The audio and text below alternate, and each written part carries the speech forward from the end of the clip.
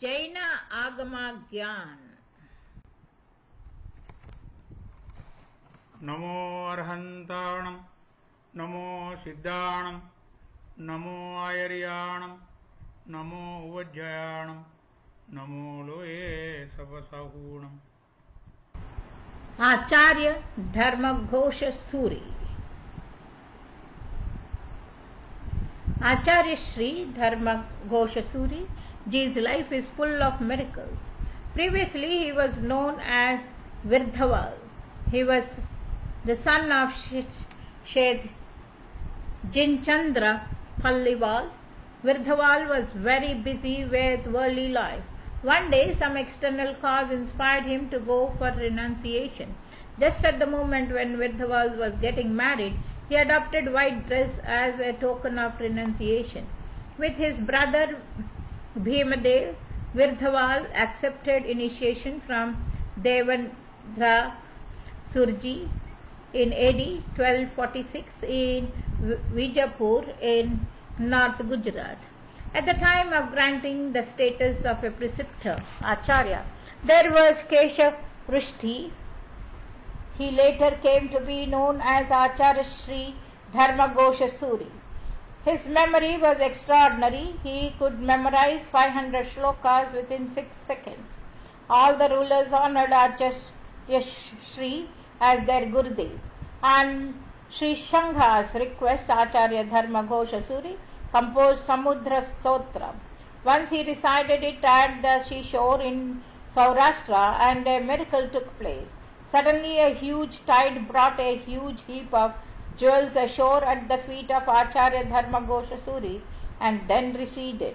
At that time, Kapardhi Yaksha, demigod, had become a nuisance.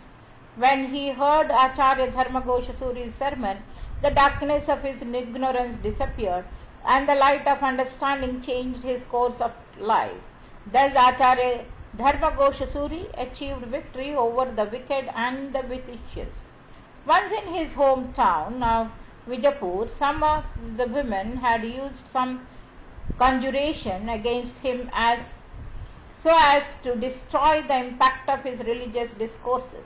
But with the power of his incantation, Acharya Sri made those women motionless. Only when those women confessed and apologized were they set free by the Acharya Sri.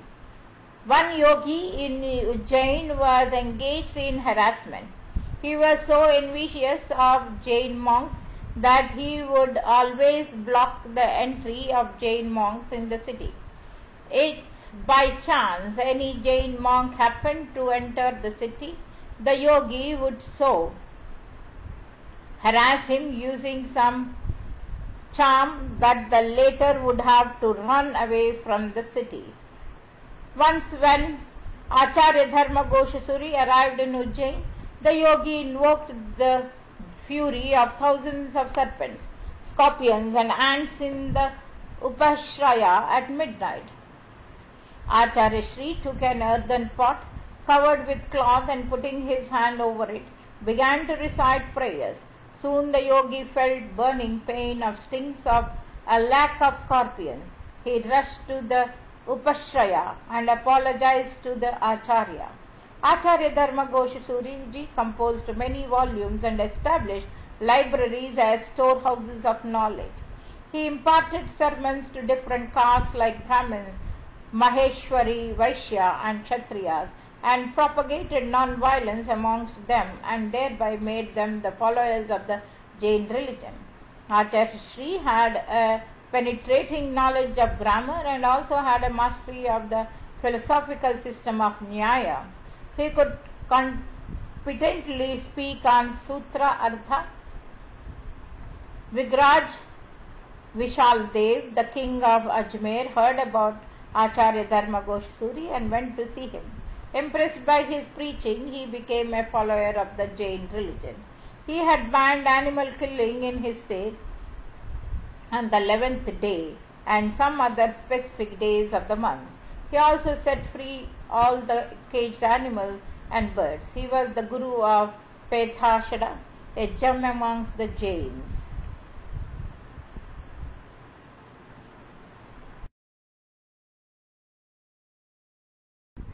यदक्षरपदभ्रष्टं मात्राहीनं च यद्भवेत् तत्सर्वं क्षम्यतां देव महावीर नमोऽस्तु ते। जैन आगमा ज्ञान।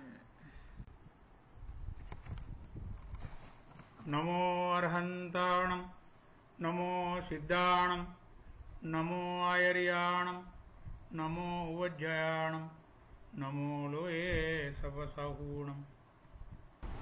Bhimakundaliya.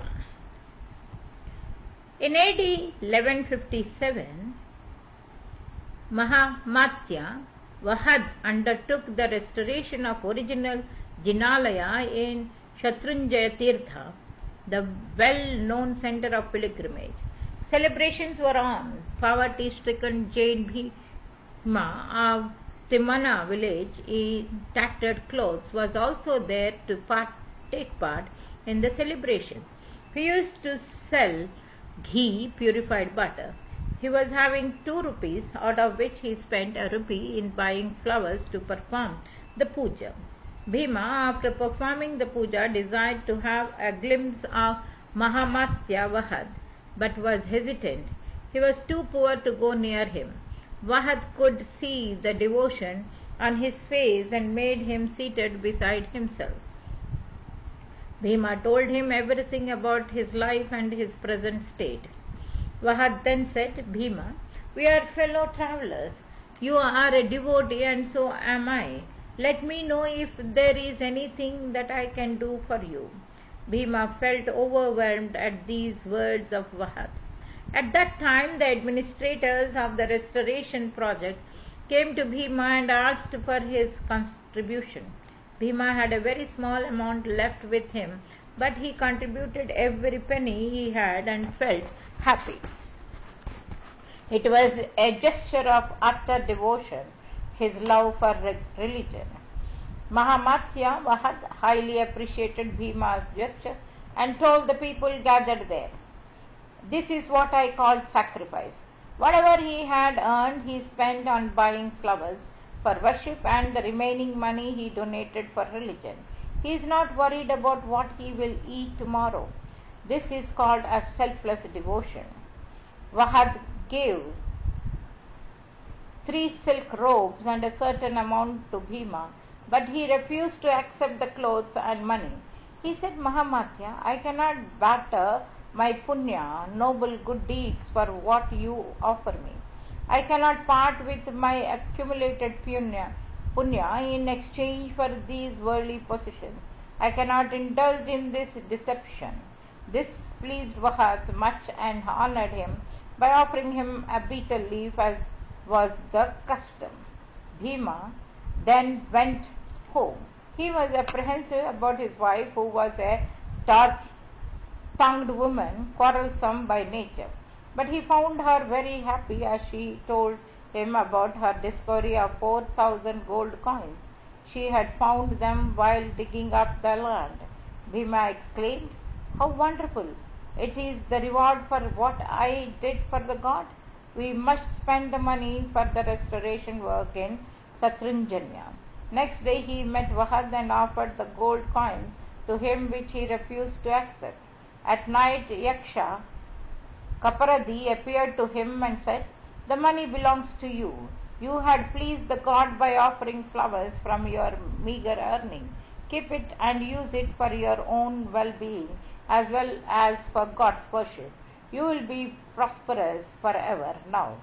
Bhima next day performed the puja of god Rishabha Dev and flowers and precious jewels. Bhima of Kondalya village built a Bhimakunda water tank in Shatrunjaya Tirtha. Key message: God wants utter devotion from a devotee. A man who donates a huge sum but has no true devotion or love for the people does so out of either vanity or ego. On the other hand, another person donates a very small amount but does it with no ulterior motives except sincere devotion. The second one is better, as it is not the sum that is important but the sentiment, the bhava attached to it. Bhima Kundalya's life symbolizes selfless devotion and love.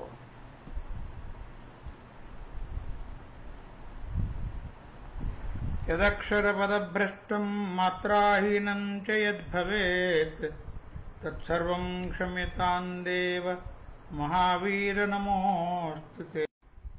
Jain आगमा ज्ञान।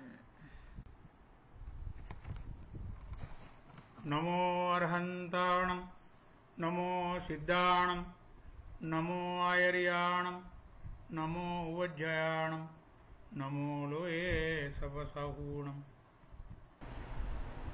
Bhimji Sanghapati. Bhimji Sanghapati was a true devotee, a staunch adherent of truth. Bhimji was a businessman of Cambay and renowned for his business acumen. Acharya Devendra Suri arrived in Gujarat from Malwa. Bhimji met him and said, "What vow should I observe so that I receive God's grace?"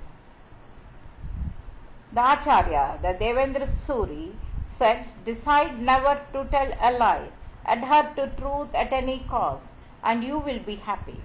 Bhimji did as bade by the Acharya and vowed to speak the truth always.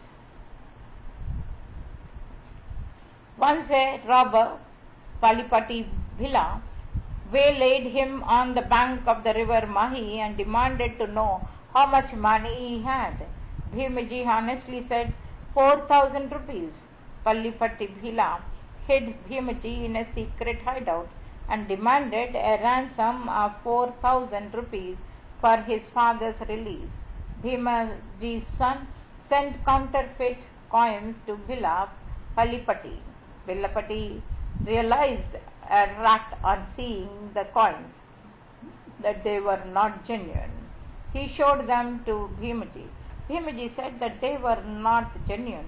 Palipati was surprised to hear these words. He thought, how truthful this man is. He is a captive and will be released only if his son sent genuine coins. But he has the courage to call him son a cheat and did not lie to secure his release. Bhimji's truthfulness struck him deeply, and he thought that any harm caused to such a person would be a grievous sin. He then released him. In AD 1271, Acharya Devendra Suri ji died in Malwa in Rajasthan. His disciple Vidyananda Suri also died 6 months thereafter. Bhimji, being a staunch devotee of Devendra Suri, felt sad at the death of his gurus, and for 12 years he did not eat anything. Those who observed celibacy, the fifth vrata, were given a silk sari and 5 expensive pieces of clothes by Bhimji. There were 4 vratas before the birth of Mahavira: non-violence, truth, non-stealing and non-possession.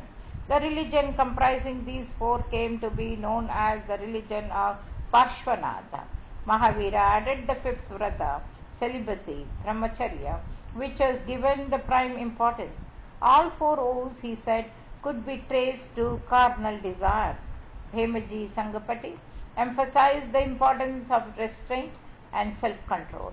It should be self-imposed, and Sanghapati Bhimji always loved and respected all those who exercised restraint.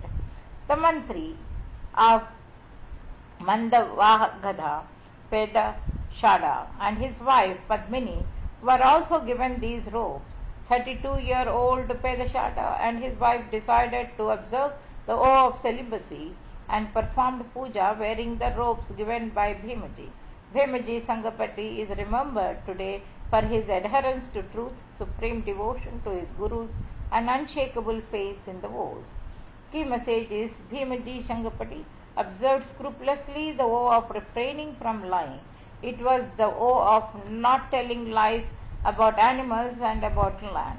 This vow included refraining from misappropriating the deposits, bearing false witness in or out of court, and forging fake documents and forging fake documents.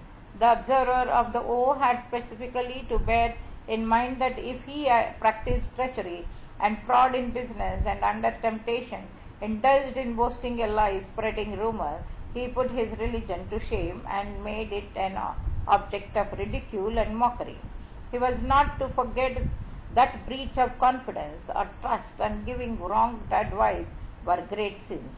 In short, he was to understand that the secret of earning wealth was through honesty and morality, and in morality lay one's own happiness, peace, mental health, and also others' welfare. यदक्षरपदभ्रष्टं मात्राहीनं च यद्भवेत् तत्सर्वं क्षम्यतां देव महावीर नमोस्तुते. Jaina Agama Gyan. NaMo अर्हन्ताणं NaMo सिद्धाणं NaMo आयर्याणं NaMo उवज्जयाणं NaMo लोये सपसहूणम्. Champal Day. Bhimadeva was the king of Gujarat. He was so kind and simple that people often cheated him. Very often some people would poison his ears against others and get their work done. Abhad Vasa lived in Patan. He sacked his accountant as he was very dishonest and used to tamper with the accounts and misappropriate money. The accountant wanted to avenge his dismissal and thought of a plan. He went to the king Bhimadeva and said, "See, Abhad is very rich, but he does not contribute even 10 paisa to the state's coffers. His wealth remains intact.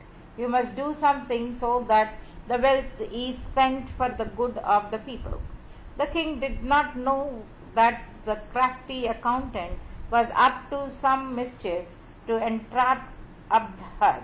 He liked the idea. As per the accountant's advice, the king sent his maid to Abhad. Bhimadeva's maid came to him with a plateful of meat. Abhad was busy in puja.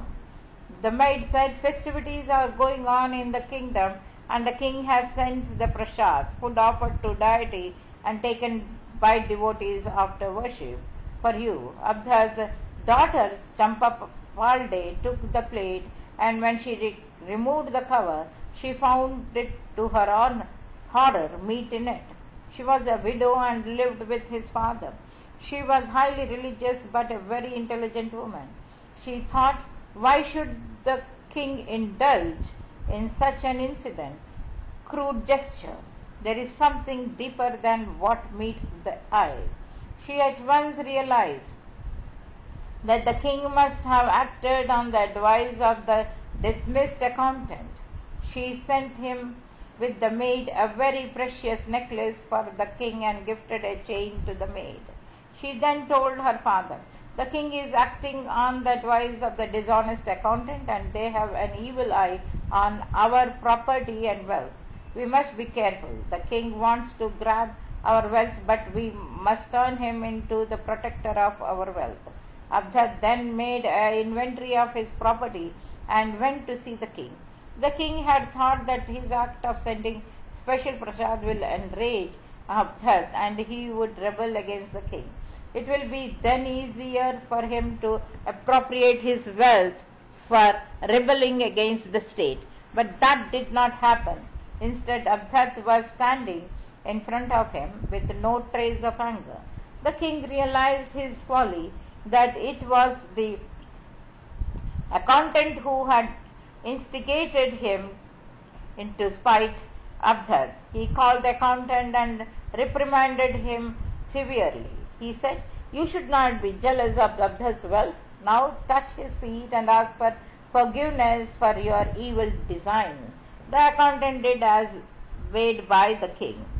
Champalpal's cleverness helped the father to retain his wealth, which he used for the welfare of the people, and he and Champapalde went to heaven after their death. Jain Shravikas occupy an important place in Jain religion. They often display sterling qualities, character of a high order, and an uncanny insight when in difficult situations. Such Shravikas are the true pillars of the religious edifice. Jain religion therefore equates Shravaks and Shravikas with sadhus and sadhvis. There are many Shravaks and Shravikas who possess virtues and qualities which one would normally find in sadhus and sadhvis, and Champapalde was one such character whose life is a beacon to other mortals.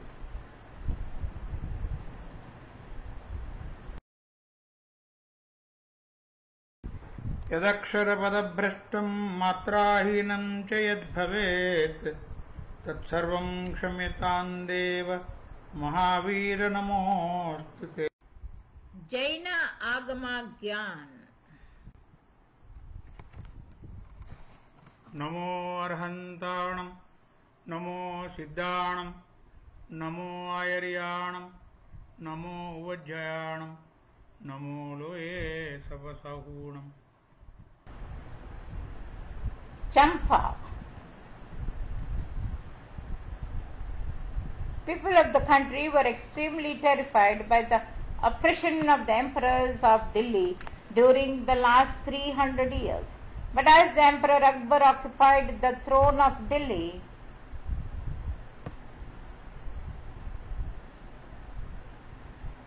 there was a great sigh of relief and there was a new ray of hope among the people. Akbar was keen to know about various religions. Knowing their fundamental principles, he respected and honored all the religions. He tried to mitigate animosity between the Hindus and the Muslims. He made sincere efforts to temper religious fanaticism. Once Akbar, the emperor, was standing in a balcony of his grand royal palace and had his eyes set on the highway when he saw a procession in which a Shravika, a Jain laywoman, in a chariot was bowing to people all around and intermittently was making offerings to the people. She was preceded by a band and all the people in the procession sang auspicious songs. Akbar was greatly surprised at the sight and asked the royal servants about the procession. Having inquired about it, the royal servants informed him that the Shravika, being a follower of the Jain religion, had undertaken fast for 6 months, and the Jain Sangha of Agra had organized that procession in honor of the prolonged penance of Champa, the name by which she was known. Akbar was astonished at the fact that one could survive without food for as many as 6 months, since he knew too well as to how extremely difficult it was to observe Roja, a fast observed by Muslims, for a month despite the permission for a meal at every night. The royal servants added to Akbar's astonishment as they said that the Shravika named Champa had never taken a meal either during the day or at night for 6 long months. Akbar thought it to be impossible. Hence he decided to test its veracity. Champa Shravika was invited to the court with utmost respect. Akbar told her that it was impossible that anybody could undertake such fast. Champa Shravika replied that the strength of religion would make everything possible. Akbar added that he would believe Champa Shravika if she would undergo fast in the palace under the watch of his guards. Champa Shravika agreed to the proposal. She stayed at the palace with full respect and honor, and guards were posted outside the palace. On expiry of the time limit, Akbar wanted to know about her fast, and he was told that she had not taken any food either during the day or at night. Akbar's surprise was genuine. He had banned killing of any living creature for the days for which Champa Shravika had gone on fast. Akbar praised and complimented her. Champa Shravika said politely that it was possible because of the impact of the religion, the gods and the Guru. Akbar the emperor became interested and wanted to have detailed knowledge about the Jain religion. In all humbleness, he requested Acharya Shri Vijayan Shuri to come to the palace for the purpose. After Bhagwan Mahavira, it was Champa Shravika who had performed such a rare penance by undergoing 6 months fast. These fasts created great reverence in Akbar's mind for the Jain religion, the Jain Acharyas and the Jain Shravakas and Shravikas. As a result, he abolished the poll tax levied on the Jain pilgrimage. He acquainted himself with the significance of non-violence from Acharya Sri Hirvijaya Suriji. All this was the result of the most extraordinary penance of Champa Shravika.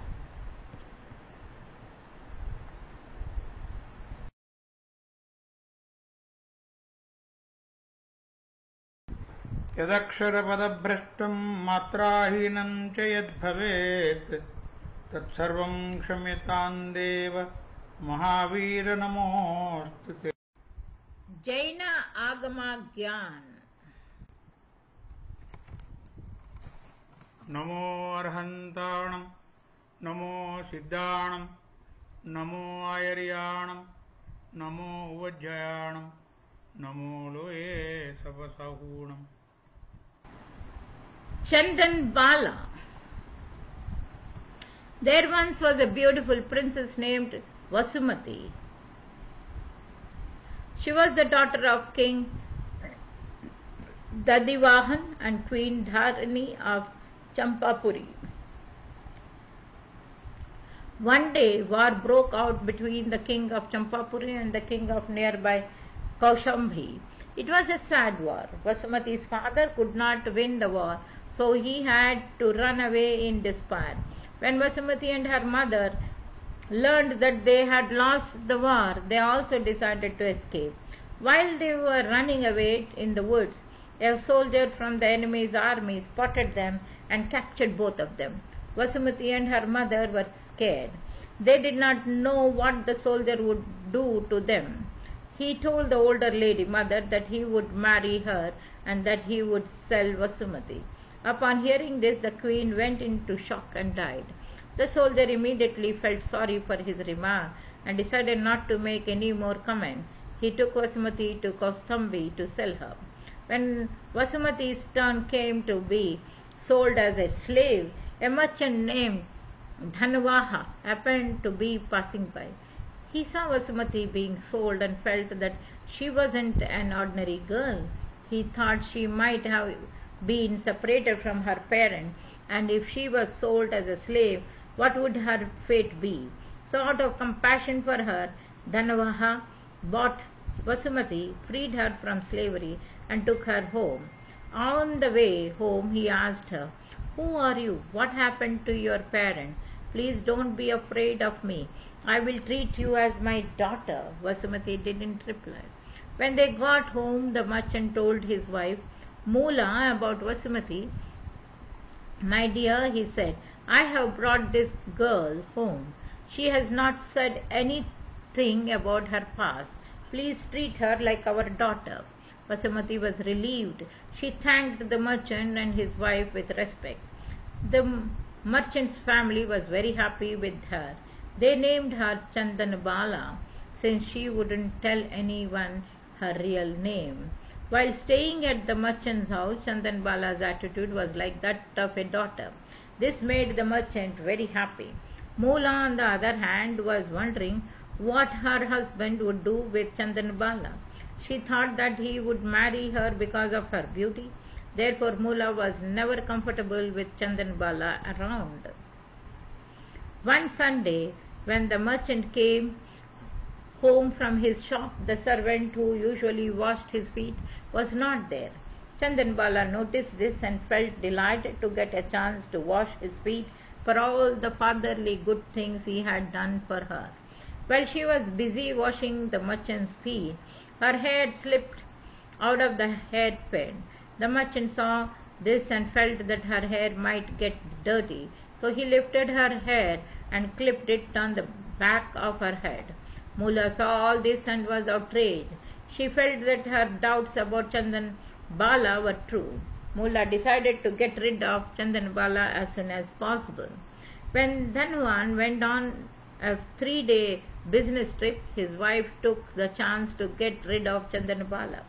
Right away she called a barber to cut off all the Chandanbala's beautiful hair.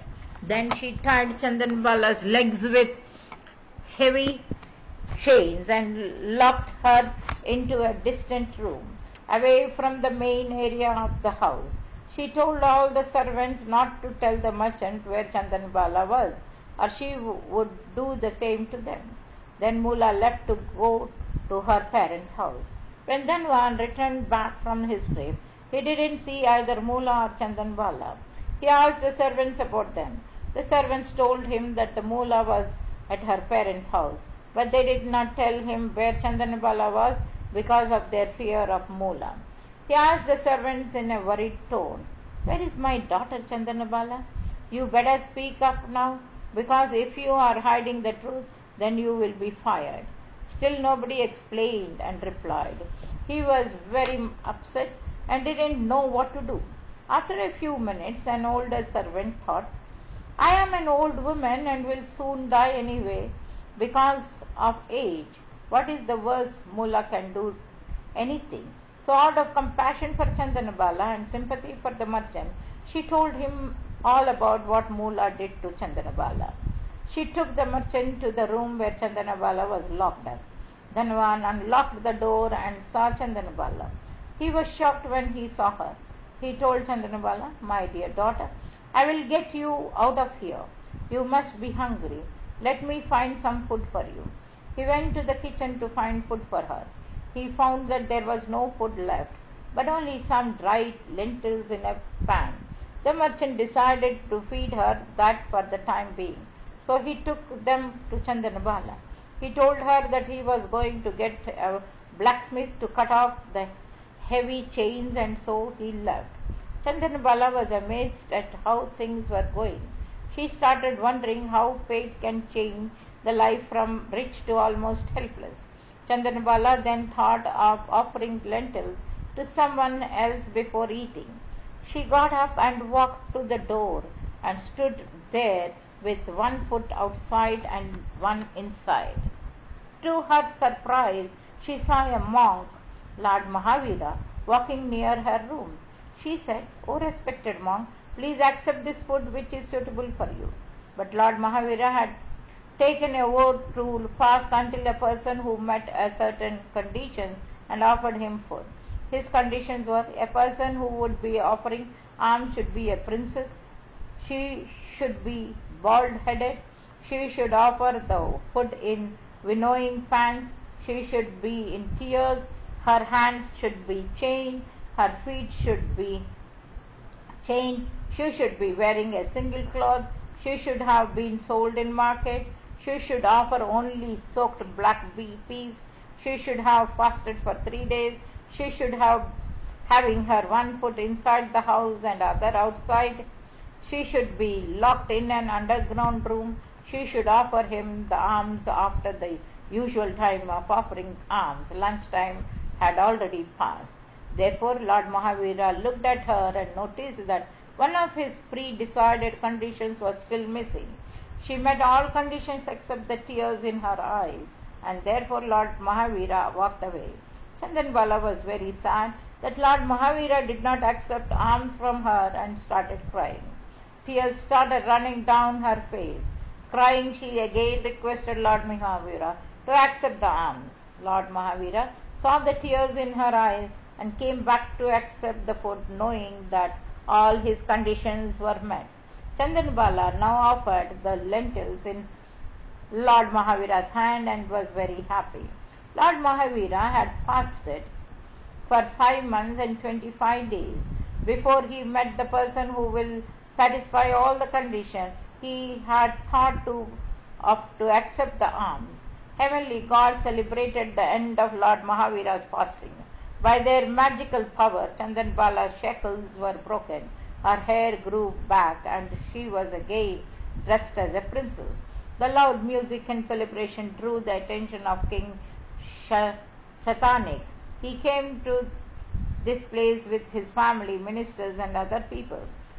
Sampul, a servant from the original kingdom, recognized Chandanbala. He walked towards her, bowed, and broke out in tears. King Shatanik asked, "Why are you crying?" humble replied, "My lord, this is Vasumati, the princess of Champapuri, daughter of King Dadhivahan and Queen Dharini." The king and queen now recognized her and invited her to live with them. Later, when Lord Mahavira attained Kevalagyan, the perfect knowledge, he re-established the fourfold order of Jain Sangha. At that time, Chandanabala took Diksha and became the first nun, Sadhvi. She became the first Sadhvi president, head of the order of nuns of 35,000 Sadhvis. When Chandanabala attained Nirvana, her soul achieved liberation. Key message: we can learn from a number of behaviors that are cited in this story. Mula's heart was blinded by jealousy and therefore did not understand Chandanabala's plight, role of a mother, and compassion of a father. This led her to do terrible things resulting in karma. This depicts the destructive power of jealousy and why we should avoid it.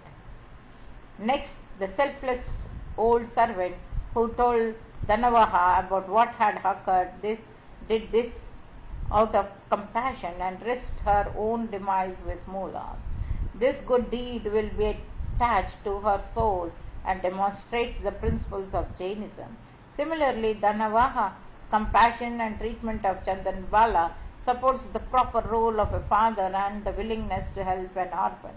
Lastly, Chandanabala's offerings of food to Lord Mahavira, despite her own pitiful situation, is very selfless and comes from the heart.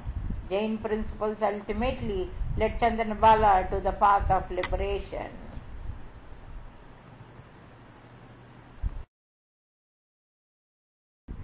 यदक्षरपदभ्रष्टं मात्राहीनं च यद्भवेत् तत्सर्वं क्षम्यतां देव महावीर नमोस्तुते. Jaina Agama Gyan. NaMo अर्हन्ताणं NaMo सिद्धाणं NaMo आयर्याणं NaMo उवज्जयाणं NaMo लोये सपसहूणम्. Chandakaushik. This is a story about Bhagavan Mahavir when he was a monk. He used to fast, meditate and perform penance. He was travelling barefoot from place to place and village to village. Once Mahavir decided to go to the village of Vachala. On the way there he would have to go through a forest where there lived a poisonous cobra snake named Chandakaushik. It was said that Chandakaushik could kill a person or animal just by casting its evil, angry glance at them. All the people from the villages near that forest lived in absolute terror. When the villagers learned about Mahavir's intention to pass through the forest, they begged him to take another route. Mahavir had no fear. He practiced supreme non-violence. He had no hatred towards anyone and considered fear and hatred as violence to the self. He was just at peace with himself and all other living beings. There was a glow of serenity and compassion on the Bhagavan's face. He convinced the people that everything would be all right and he took the dangerous path. After a while he noticed the beautiful green land fading out and a deserted Deccan land came. Trees and plants were dead. So he thought this must be the land that the villagers were talking about where Chandakaushik lived. So Mahavir stopped there to meditate. Peace, tranquility and compassion for the well-being of each and every living being flowed from Mahavir's heart. Chandakaushik sensed that someone had come near his land. So he came out of his abode. To his surprise, he saw a man standing there. He became furious, thinking, how dare he came this close to my land? Chandakaushik started hissing to threaten Mahavir. He did not understand Mahavir's tranquility. He became angry and came closer to the Lord and swayed his head, ready to strike. He saw no sign that this man would run away or even felt threatened. This made Chandakaushik anger, and he blew poisonous venom towards Mahavir 3 times. The venom neither affected Mahavir nor disturbed his meditation. Chandakaushik was not ready for this. Now he became more irritated and bit Mahavir's toe. When he looked at the man again, he was flabbergasted that not only had nothing happened to him, but instead of blood, milk flowed from his toe. Mahavir opened his eyes. He was calm, and there was no fear or anger on his face.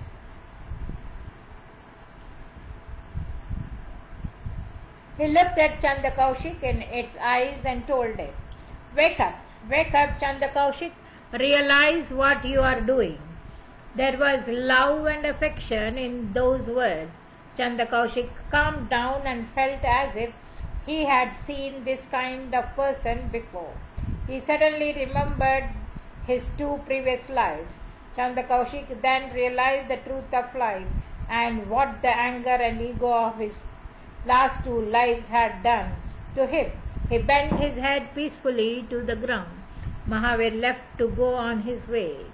Chandakaushik peacefully retreated back to its hole with its head inside, while most of his body was outside.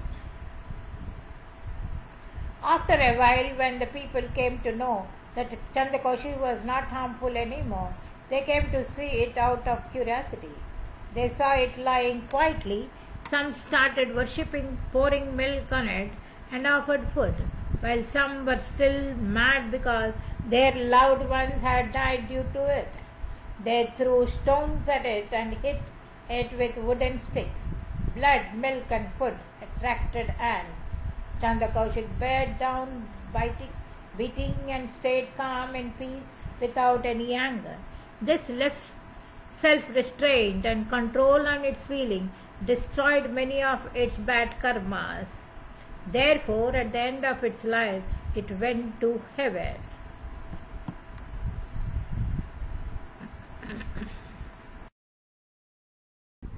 यदक्षरपदभ्रष्टं मात्राहीनं च यद्भवेत् तत्सर्वं क्षम्यतां देव महावीर नमोऽस्तु ते। Jaina Agama Gyan. NaMo अर्हन्ताणं NaMo सिद्धाणं NaMo आयर्याणं NaMo उवज्जयाणं NaMo लोये सपसहूणम्। Damanak. Long ago in the city of Rajpur lived a man named Kulaputra. He had a close friend, Jain Das, who followed Jain religion. One day Kulaputra went to his friend to listen to the sermon of his spiritual teacher. He was impressed by the principle of ahimsa illustrated by the monk, and he decided to take a vow not to eat fish no more, no matter what. Soon there was a severe drought in the city. Grain became scarce, so most people of the town lived on fish as a food. Before long, even the strictest vegetarians changed their diet. Fish became the main source of food. This situation challenged Kulaputra's commitment of his oath. Many days passed by when there was hardly any food in the house, but he did not break his oath. One day his wife got frustrated and said, "Can't you see that our children are starving? Don't you feel for them? Please buy some fish so I can feed them." Kulaputra told her, "My dear, I cannot take away other living beings' life to save ours. We are vegetarians. I love our children, but in same manner I love all living beings too." At last Kulaputra's brother-in-law took him to the river bank to catch fish for the family. Kulaputra was very unhappy and with deep regret threw his net into the water. To his surprise, he caught the most fish. But as he was pulling them out of water, he saw that the fish were uneasy and restless. He could not bear their suffering, so he released them.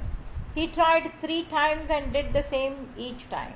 He could not tolerate any more, so he left and went on a fast until death. After his death, he was born as merchant Manihar's son in the city of Rajagruha and was named Damanak. Manihar was a rich man with great wealth and fortune. When Damanak was 8-year-old, an epidemic broke out in the city, and his whole family died except for Damanak.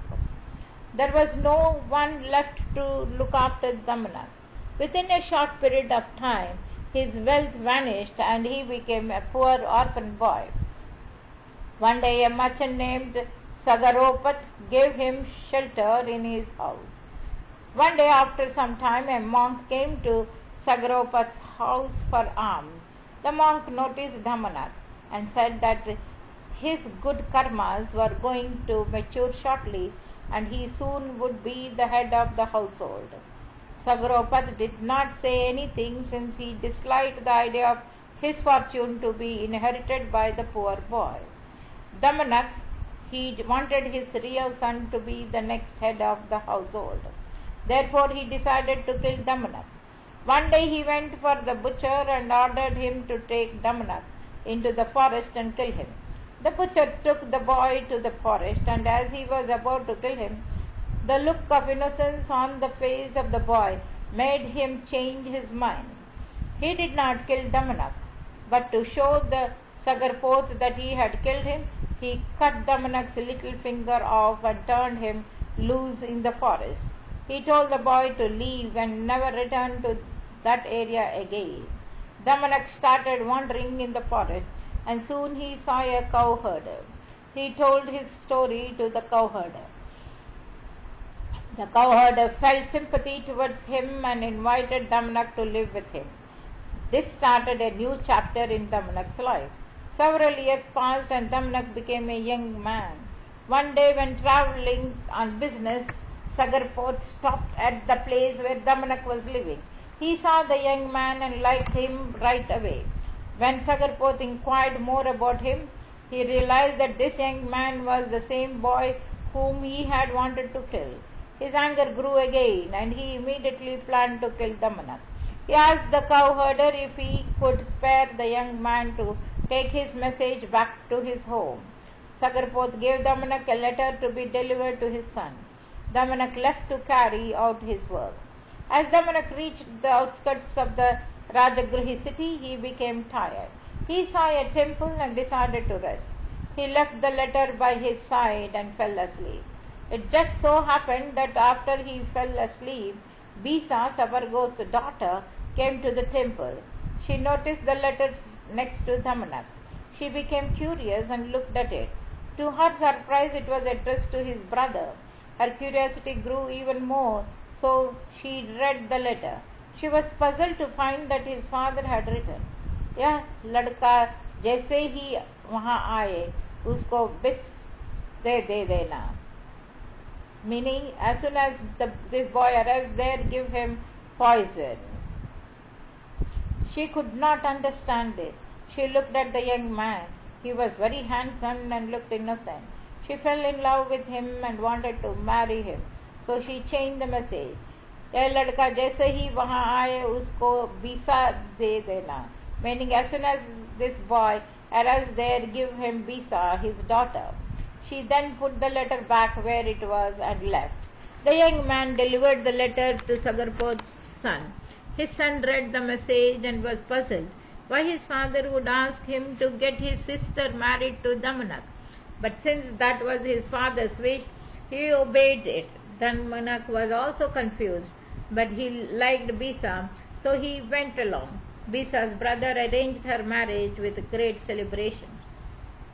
When Sagarpoth came back home and found out what happened, he was fuming in his mind. But he did not express his anger to anybody. He once again started a plot to kill Damanak. now his son-in-law. Sagarpota hired someone to kill him. One day everybody went to a party.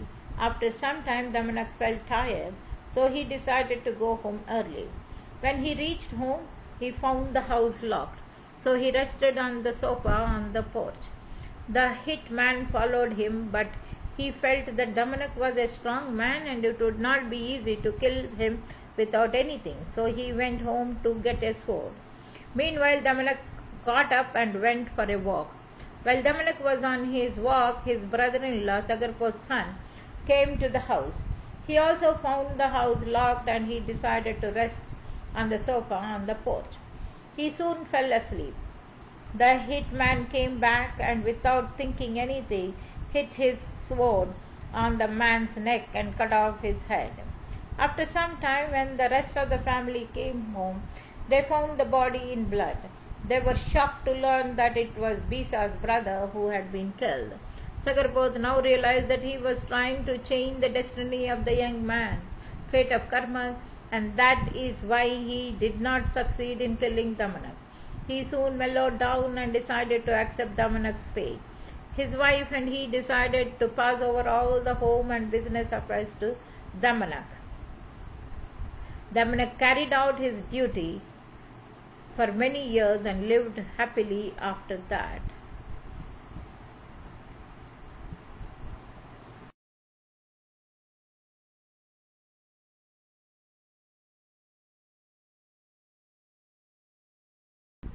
यदक्षरपदभ्रष्टं मात्राहीनं च यद्भवेत् तत्सर्वं क्षम्यतां देव महावीर नमोस्तुते. Jaina Agama Gyan. NaMo अर्हन्ताणं NaMo सिद्धाणं NaMo आयर्याणं NaMo उवज्जयाणं NaMo लोये सवसहूणम्. Devardhigani Kshama Shraman. In AD 453, in the city of Vallabhi, under the leadership of Acharya Dev Srimad Deva Ardhigani, 3 unprecedented religious tasks were undertaken, which turned out to be landmarks in the history of Jain religion. These tasks were preservation of Shruta Jnana, scriptural knowledge, a more systematic compilation of the texts and conversation and conversion of those texts into written script. Owing to a famine some years ago, many Shruta Ardha Shraman ascetics had died, and this had made the collection and compilation of the Shruta Jnana inevitable. At this time, Vachanacharya Deva Ardhagani Kshamak Shramana invited the Shraman Sangh in Vallabhi to consider the issue of preservation of the scriptures. The task was daunting, and in the beginning Devardhagani sat with Shramans and listened to the texts of Agama, and he memorized them all and scripted them systematically. There were 2 texts, Kandili and Nagarjuniya. Acharya Kalka 4 represented Nagarjuniya text, whereas Kandili text was represented by Acharya Sri Devardhigani. Both the Agama, Jain colloquial literature texts, had variations because Arya Kandali and Arya Nagarjuna had never met. This type of variations in the 2 texts had created a situation leading to division of the Jain Sangha itself. As a gesture of nobility, Devardhigani noted the Nagarjuniya text as a variation. In this task, full cooperation was made available by Acharya Kalka. The prime urgency was about Agamalekhan, and reading of texts made the simultaneous writing of Agama possible. As regards Devardhigani's life, numerous anecdotes are available. Devarishi was a Kshatriya of Kashyapa Gotra and he was known by the two names of Kshamakshramana and Devavachak. Once Bhagavan Mahavira had told Saudharma Mendra in a holy assembly in Rajagruhi city, Hari Nayameshti transferred me during my state of embryo from the womb of Devanandana to womb of Trishula, and after 1,000 years of my nirvana, he would live again by the name of Devadhigani, and he would be the final authority on the 12th Anga of Dashtivada, a title of 12th Anga work. When Devadhigari was in the state of embryo in the womb of his mother, Kalavati, she saw the Lord of Ruddhi, and she named her son Devadhigani. In his youthful days, he was very fond of hunting. Many efforts were made to divert him from this sport. Once, when he had gone for hunting, he was faced by a roaring lion, and behind him he saw a deep ditch. Moreover, he was surrounded on either side by wild animals with elephant-like tusks. The earth under his feet seemed to move, and it was raining heavily. Terror-struck Devadhigani heard a voice. You still have the time to realize your condition of helplessness, otherwise your death awaits you. In a tone of utmost helplessness, he said, Do whatever you can, but kindly save me. I am ready to do whatever you want me to do. The Lord saved him and sent him to Acharya Lohita Asuri, and having sincerely listened to the sermons of Lohita Asuri, Devadhigani became Muni.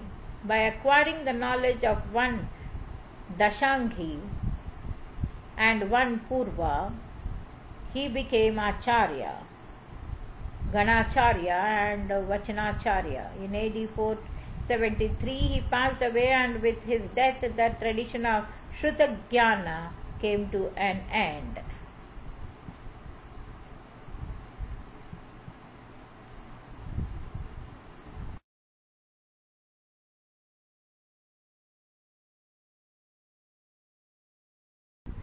यदक्षरपदभ्रष्टं मात्राहीनं च यद्भवेत् तत्सर्वं क्षम्यतां देव महावीर नमोऽस्तु ते। Jaina Agama Gyan. NaMo अर्हन्ताणं NaMo सिद्धाणं NaMo आयर्याणं NaMo उवज्जयाणं NaMo लोये सपसहूणम्।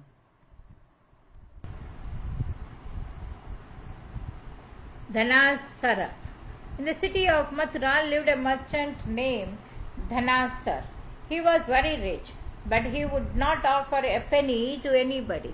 He was well known for his wealth as well as his stinginess. Dhanasar used to hide his wealth underground. One day he went to check on it, and he found that all of it was changed into charcoal with snakes crawling all over it. Within a short time, before he could get over his loss, he received the news that all his cargo ships had sunk in the sea. As if that was not enough, he also learnt that a convoy carrying all his possessions had been robbed. He felt so helpless and sad. He decided to challenge his fate by going abroad for business himself with leftover 100,000 gold coins at home. But with his bad luck and bad karma, the ship was wrecked and all his gold was lost in the sea. He saved himself by floating on a log which took him to the shore. He spent the next day on the seashore. Then he moved apart. This is when he saw a Muni preaching under the shade of a mango tree. He joined the crowd. When the sermon was over, the merchant went to the monk and said, O Muni, due to which karmas did I acquire so much wealth, and due to which karmas did I lose it all? The Muni narrated Dhanasar's past life to him.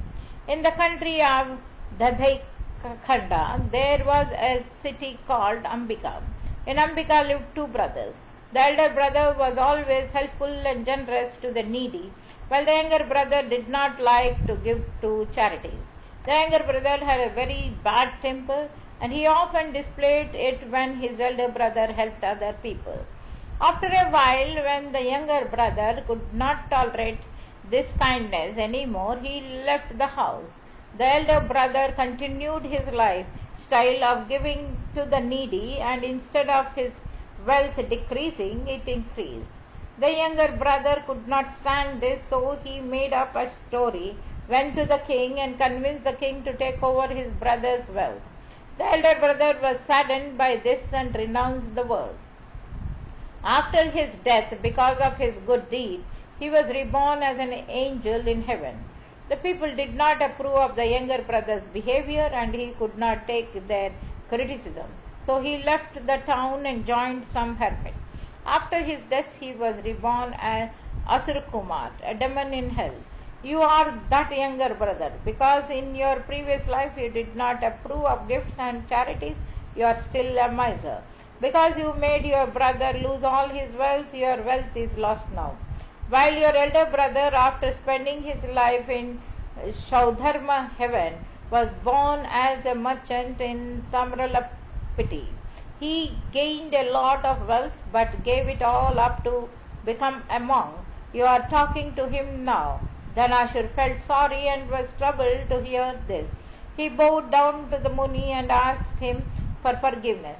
He took a vow that he would not get involved in any sinful activities and would only keep 1/4 of his income. The rest he would donate to charity. Soon a miracle happened. All his wealth was recovered. Dhanashur kept his promise.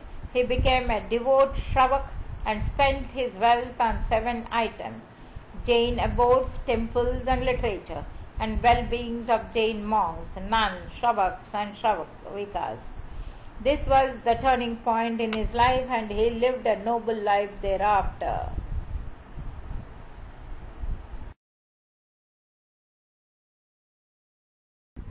यदक्षरपदभ्रष्टं मात्राहीनं च यद्भवेत् तत्सर्वं क्षम्यतां देव Mahavir नमोऽस्तुते. Jaina Agama Gyan.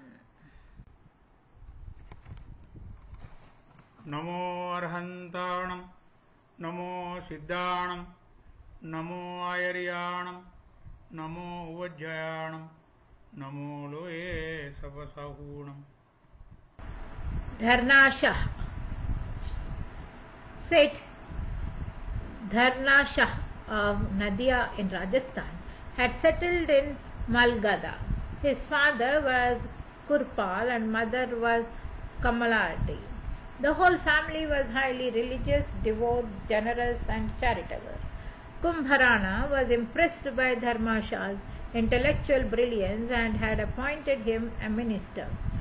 Dharnashah used to spend his wealth on charities. He built a few Jain temples and repaired the old ones. He had undertaken a pilgrimage to Shatrunjaya Tirtha and observed the oath of celibacy.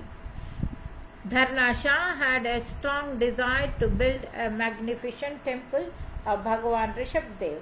It is said that goddess Chakreshwari once appeared in his dream and gave him a glimpse of Nalingulur, a heavenly aircraft. He then desired to build a temple in the shape of aircraft Nalingulur, which he had seen in his dream. He met Acharya Somachandra Shuriji and gave details of what he had seen in the dream. The problem was to find a sculptor who could carve out the temple in the shape of an aircraft Nalingulam. After 50 sculptors were consulted and were supplied the details about the aircraft, they were asked to prepare a blueprint. Each prepared a blueprint, but it did not satisfy Dharmesha. He was disappointed. Depa was a sculptor residing in Mundara, a small village. He lived a life of an ascetic, and sculpture was not a means to earn livelihood for him. In his view, it was sadhana, a form of worship. A highly contented man, Depa's sculptures were matchless. Depa accepted the assignment, for he knew Dharnasha to be a devout and charitable person. He prepared the blueprint from the details supplied by Dharnasha, and Dharnasha was highly pleased by what he saw.